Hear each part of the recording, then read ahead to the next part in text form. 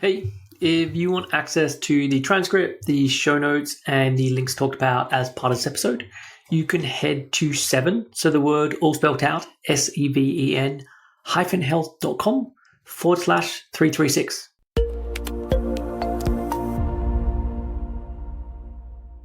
Hey everyone, welcome back to another episode of Real Health Radio. I'm your host, Chris Sandel. I'm a nutritionist and a coach and an eating disorder expert, and I help people to fully recover. So before we get on with today's show, I just want to say that I'm currently taking on new clients. If you are living with an eating disorder, irrespective of how long that has been going on, whether it's a year, whether it's multiple decades, and you want to reach a place of full recovery, I would love to help. And I know full recovery can feel like this very distant thing or something that is for other people but not me. But I truly believe that everyone can fully recover. And so if this is something that you would like to work on and would like to achieve, then I would love to help. You can send an email to info@7-health.com and just put coaching in the subject line and I can get the details over to you. So on with today's show, what I want to go through with this episode is the idea of overshoot.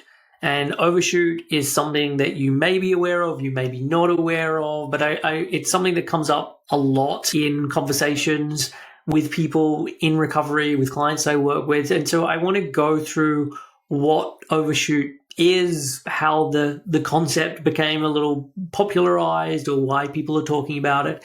And also why I think we need to be a little bit cautious with it and some of the downsides of really keeping this concept or idea of overshoot in the front of our mind.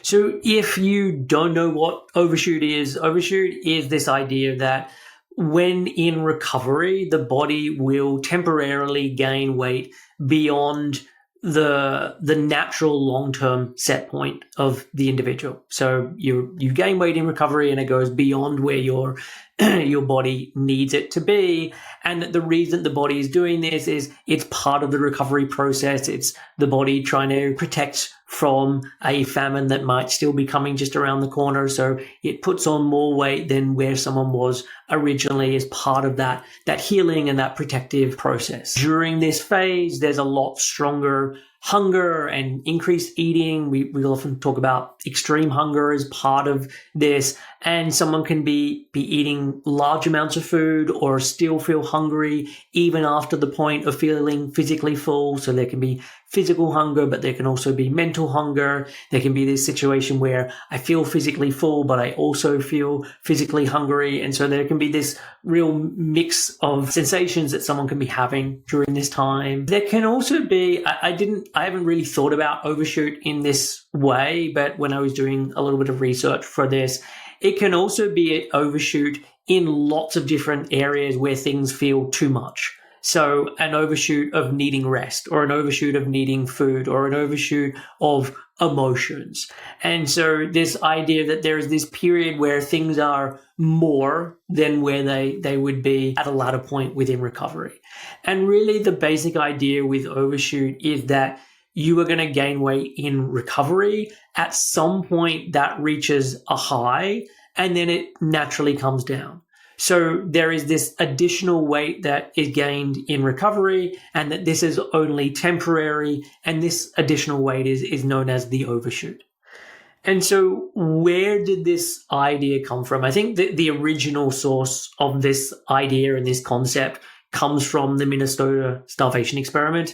And if you're unaware of that experiment, I'm not going to go into any details or any great details about it here. I've done a number of podcasts on it. My most recent one on it goes into it in a huge amount of detail, looks at some of the research that's been done post the experiment, catching up with the men who were participants in it. So it's a really big deep dive into that. So I'll link to that in the show notes and I highly recommend you check that out. But as part of this experiment, there were 36 men. They were starved as part of the experiment and then they were refed as part of the experiment. And what they noticed as part of that refeeding was that their weight went above where they originally started, and particularly their body fat percentage went higher than where they started. And then as they continued to eat and continued to allow themselves to eat, with time, that high that they reached in their weight naturally started to come down. And they then ended up basically back where they started before the experiment even took place. That is a really summarized version of what's going on. There's a lot more detail to it. It took a lot longer for all of these things to occur than is often talked about in many places. But this is really where that idea of overshoot came from, because this is what the men experienced, where they went higher than where they had started and then naturally came back down without them intentionally restricting, without them doing exercise or doing anything to intentionally bring their weight back down. That was just what happened. And I think from this, if I think about where the areas that I've heard about this, or I feel have been talking about this, like the first place was Eurytopia, which then later became the ED Institute. So this was Dr. Gwyneth Owen's website. I became aware of her, I think back in 2010, 2009, somewhere around that time. And she, as part of her site, she talked about the hypodynamic recovery method. And I think before that it was called Mini-Maud, which was a hybrid of the Maudsley method, which is FBT, or the family-based treatment method, and Mini coming from the Minnesota starvation experiment. And so she talked a lot as part of her site and the way she thought about recovery of there is this period of overshoot that occurs as part of it. Matt Stone was another person who I know talked about it. He had a website called 180 Degree Health. Again, this was something I found probably in 2009, 2010. And he had a very detailed post or couple of posts looking at Ansel Keys' Biology of Human Starvation book. So Ansel Keys was the person who ran the Minnesota starvation experiment. And after doing that experiment, he wrote 2 really long tomes of books. I think they were 1,000-ish pages each. And Matt Stone read both of them and then did a very long post about this. And so as part of that, he then talked about the overshoot that happens or happened in part of the experiment and then happens as part of recovery. And then there were other people who kind of came from both of those those original sources. So in terms of Tabitha Farrar seems to be fairly impacted by Gwyneth Owen's site and obviously her own experience as part of recovery. So there's times where she talks about it. I know Carolyn Dooner, who wrote The Fuck It Diet, she was someone who followed Matt Stone's work and so was impacted by him talking about it. People like Kayla Rose Katecki or Elisa Orris from Follow Your Intuition. These are some of the people online, whether that be on YouTube or in blogs or whatever, who really then started to popularize this idea and made a lot more people aware of it. And so I want to just spend a moment talking about weight gain as part of recovery, and we can put the overshoot concept to the side just for a moment. But I just want to explain what happens in terms of the weight gain in recovery and why it is so necessary. And I know nearly everyone, or we can remove the word nearly from that sentence, everyone would wish that this didn't happen as part of recovery. And if you were getting to design how a recovery would work, I'm pretty sure you wouldn't be saying, hey, I want my body to gain weight and I want my body to go through these processes. But unfortunately, that's just what has to happen. And so with weight gain in recovery, really this is about your body healing. And when we look at the order of healing that has to occur as part of the body, for whatever reason, you may think it's a bug, not a feature, but the body, to start with, really prioritizes weight gain. And weight gain above all else, and often weight gain around the middle, around the abdomen, as part of the first stage of recovery. And it does this, one, because it doesn't know if this is a temporary thing. Is this more food going to keep coming in, or are we just getting lucky for a couple of weeks? And so it's a little gun shy in terms of how much it's going to then start spending on repair functions and moving out of its priority, which is just solely about survival at this point. And so what it does is it puts on more weight to start with. And then as time goes on, it will start to use more of this new energy to do a lot of the repair functions. And that can be repairing muscle, it can be repairing organs, it can be repairing bones, it can be doing all the repair work that gets missed out on when you're living with an eating disorder and the body's not getting what it needs. Because every night when we go to sleep, if the body has been getting what it needs, it adapts. It breaks certain cells down. It rebuilds certain things. It's constantly doing this cleanup around the body, getting rid of certain substances that the body produces. And all of that takes energy. And if the body's not getting enough of what it needs, it has to triage what it can spend on. And certain things get turned down and certain things get turned off. And so when we start to then do recovery, we're bringing in more food, we're doing more rest, the body starts to gain weight. And in the beginning, that weight gain is very much focused on just gaining weight. And then as time goes on, more of it gets shuttled towards helping the body to do the repair functions that it needs to do. And this means that often, and this isn't always the case, but the body will gain weight quickly if it is given what it is needed, because it tends to err on the side of caution. And so when that new energy comes in, it is just, okay, we're gonna hold on to this thing. And this isn't the case for everyone. I've worked with people where they've really upped their calories in a short amount of time, and yet their weight gain is very, very slow. But on average, the more that someone is then starting to eat and do to change that energy balance, the more that the body will start to gain weight. And I do also just want to note at this point that by going slowly, you are not decreasing the weight gain that you are eventually going to need to put on. I think there's this idea that if I can just give my body the exact amount of calories and nothing more, that I will negate any extra weight gain that I may put on. And that's just not the case. The body is going to gain what it's going to gain. And so trying to do this more slowly, I really don't think is helpful or productive. It just drags out how long recovery takes. And the biggest fear that most people have is, where is this going to end? And you're just taking a longer time to be able to get to that answer point, because this thing is now taking longer. And so, yeah, the body gains weight quickly, especially in the beginning. It seeks to store more of that energy as fat, especially around the abdomen, especially in the beginning. It ratchets up your biological cues towards hunger. And this is something where people can feel like, hey, I've started to eat a lot more and I'm now hungrier than I've ever been.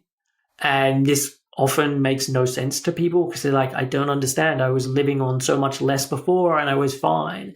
And really what's happened is that the body is now aware that food is available, and it is now using some of that extra energy to turn on certain functions that are now driving someone towards that food. Because if there's no food available, it's a lot of a waste of energy to be turning those things on. But if now food is possibly available, then, okay, we need to get going while the going is good.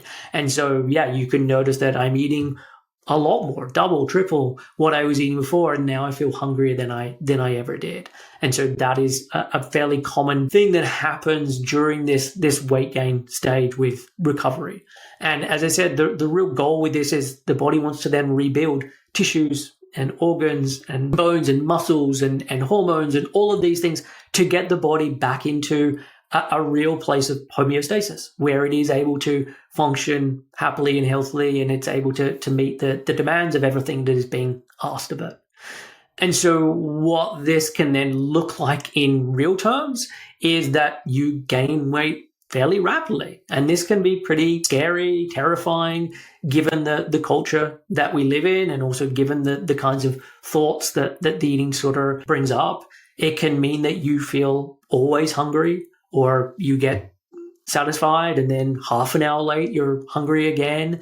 And that this can happen irrespective of your BMI. Like something like Overshoot, which I'll get onto, something like extreme hunger, like none of these are just something that happens with someone who is in a underweight body. It can happen to people all across the weight spectrum, because all across the weight spectrum, you can be restricting. All across the weight spectrum, you can be malnourished. All across the weight spectrum, your body can be in a state where it's not been getting what it's been needing. It can obviously then bring up lots of feelings around, I must be doing recovery wrong, because if I was doing it right, I wouldn't be this hungry. Or if I was doing it right, I wouldn't be gaining weight in this way.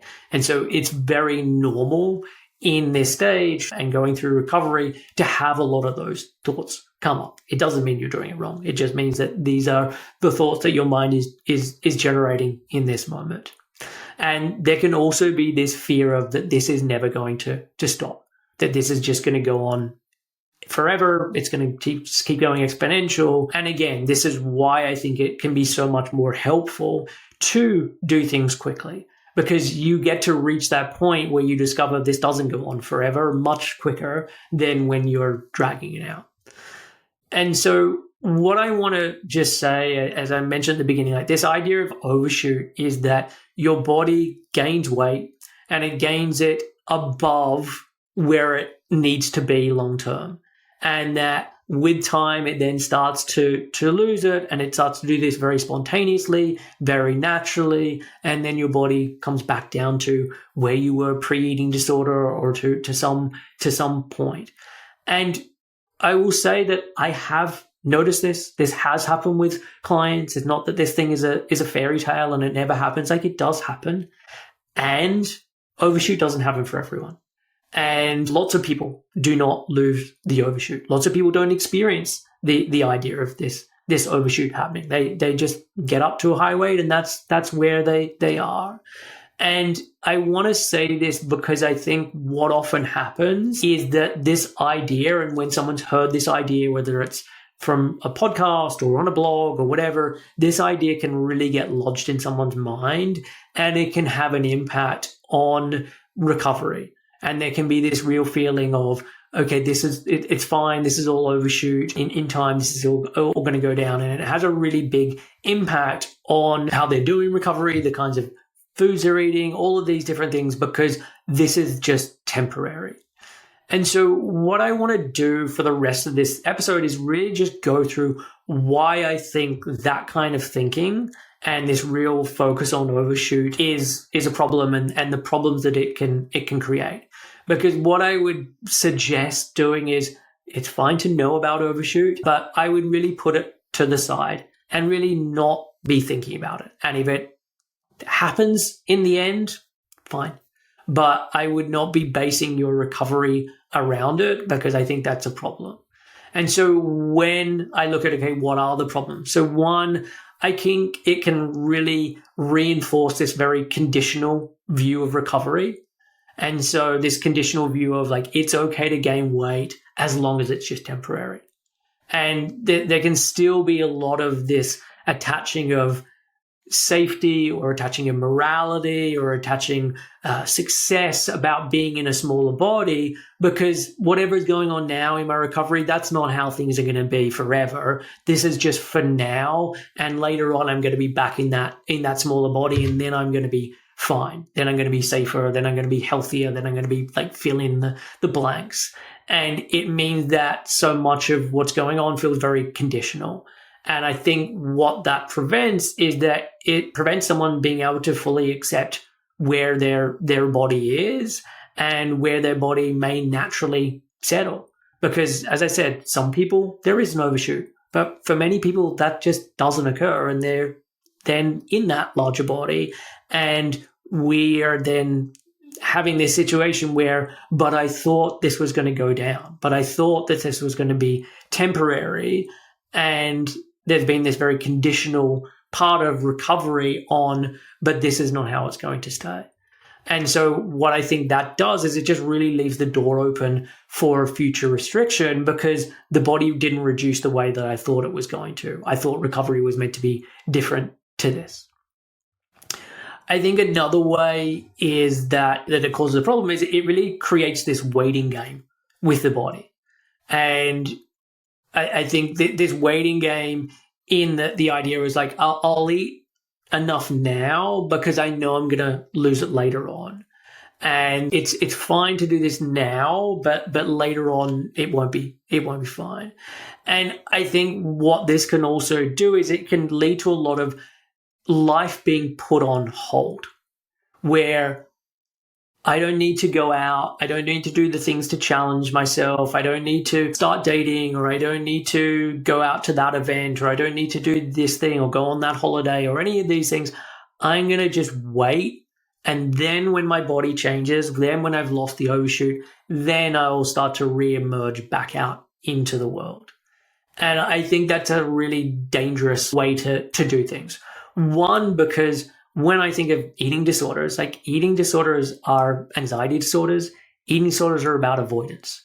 And if you are continuing to say, I'm not going to do this thing and that thing and that thing until my body changes, you are still doing avoidance. You're not learning how to do the exposure so that you can learn, I'm actually able to cope in these situations. I'm actually able to do that thing that I thought I wasn't able to do.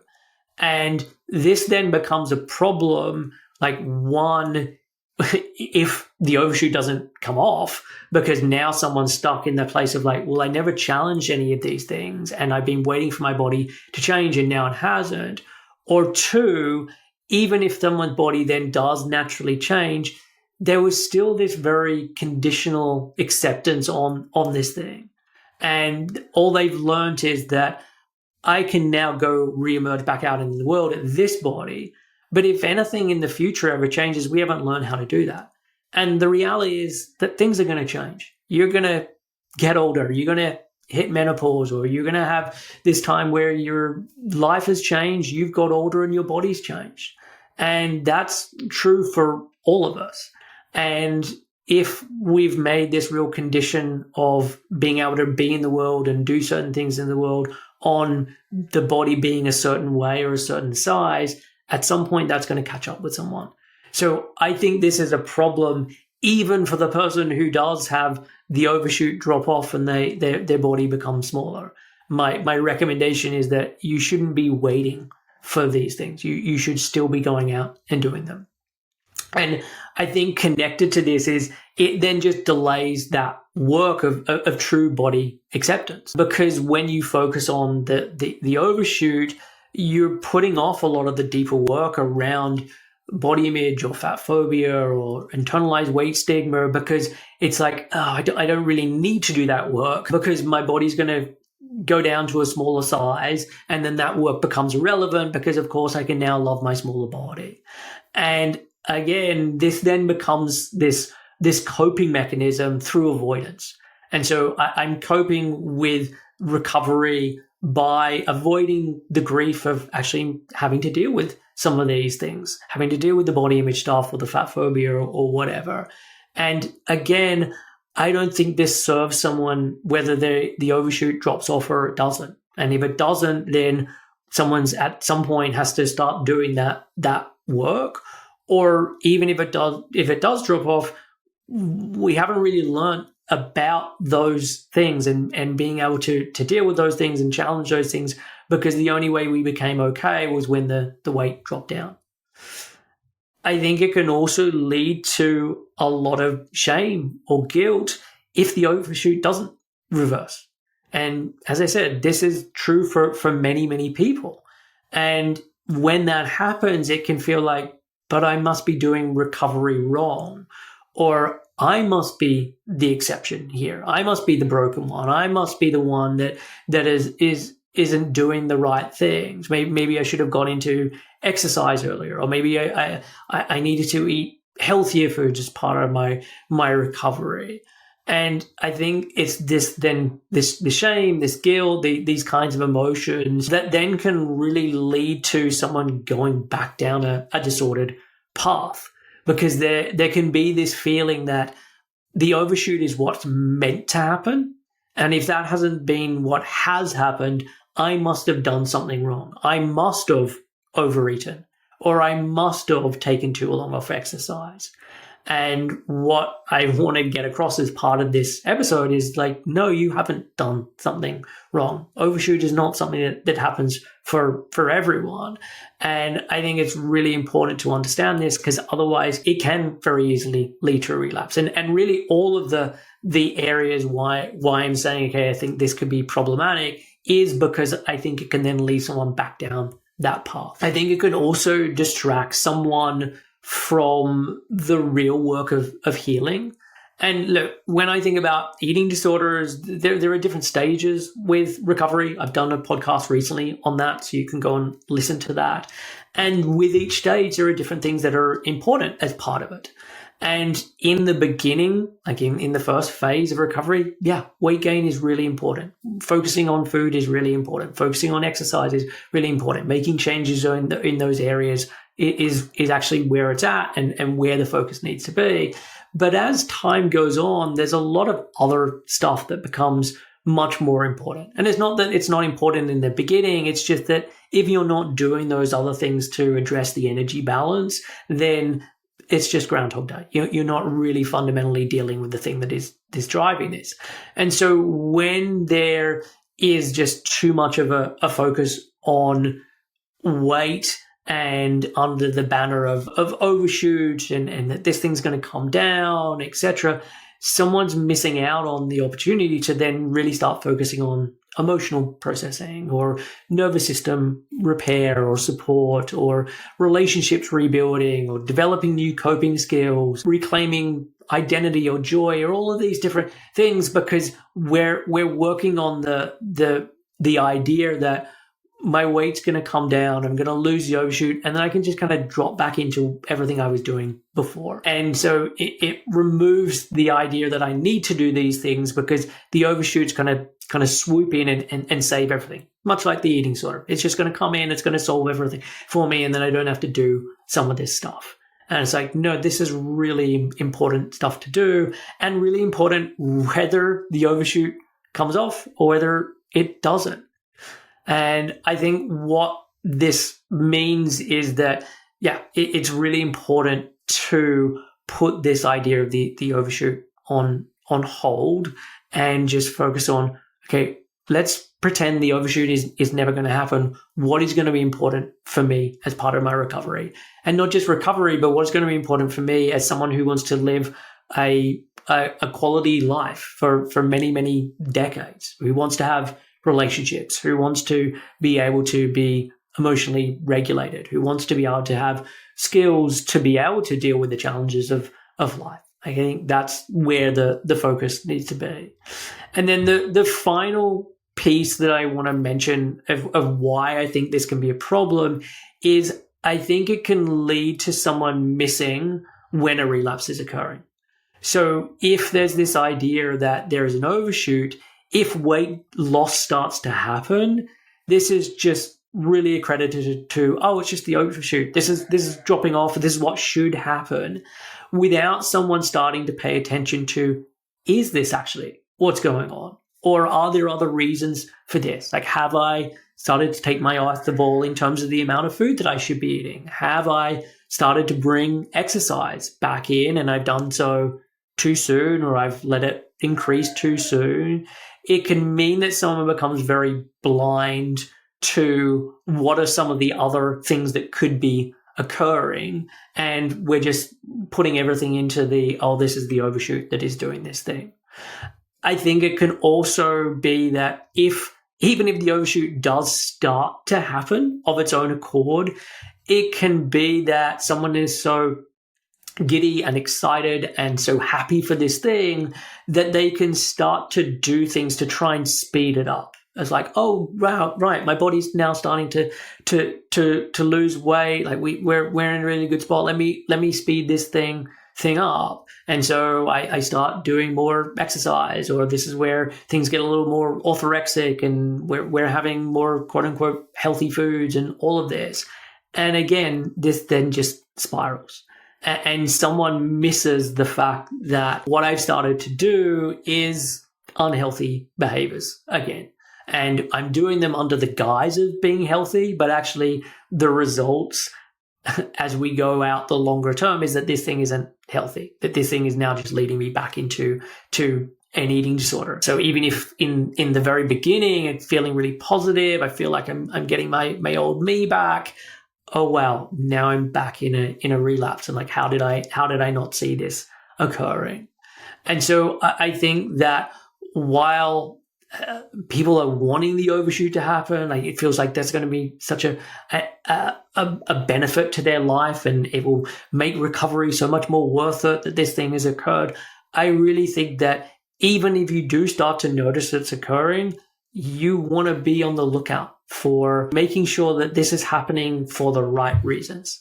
And I think this is really true for people who spend a long time in recovery. Like, if you've just spent the last year, 2 years, 5 years, whatever it is, trying to get to this place, you want to make sure recovery sticks. Like, living with an eating disorder sucks. Going through recovery sucks.